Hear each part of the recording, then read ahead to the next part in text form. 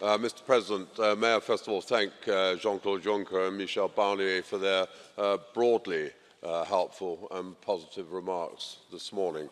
The British government wants a deal, not any old deal, but one that is acceptable to the British Parliament and the British people, and we need to get it over with quickly.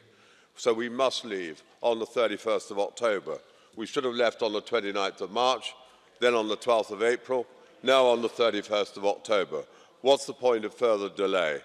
Some of you may think that if we drag this out a bit more, then there'll be a change of regime in Britain, maybe a change of heart, and I believe this is total delusion.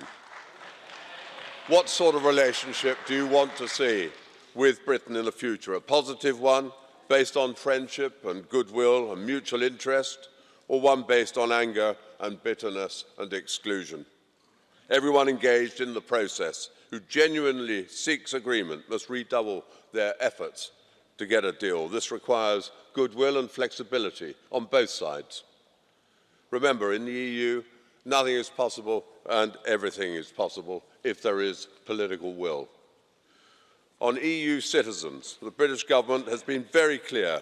They are welcome to stay and it's committed to protecting their rights.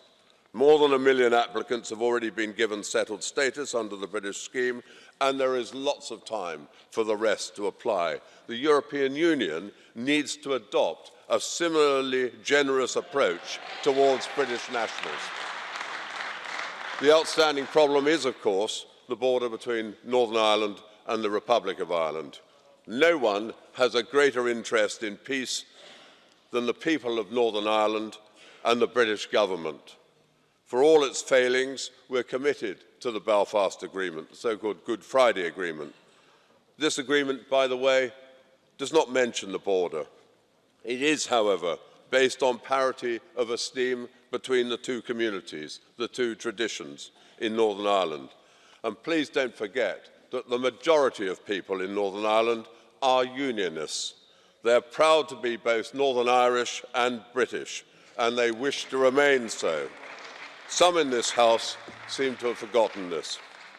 So both the EU and the UK must apply some creative thinking to find alternative arrangements to the safety net, as I much prefer to call it. I don't think the Verhofstadt resolution, by the way, contributes anything useful at this stage.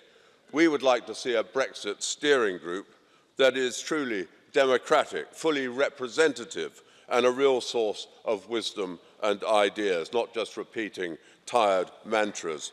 After all, the final deal needs the approval not only of the British Houses of Parliament, but of our European Parliament as well.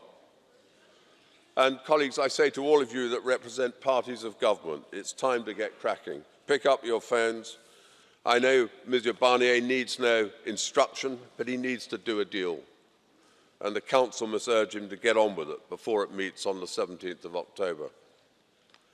Colleagues, let's not lose the opportunity for that fresh and exciting partnership between the European Union and the United Kingdom to serve all our people well in the years ahead. Thank you.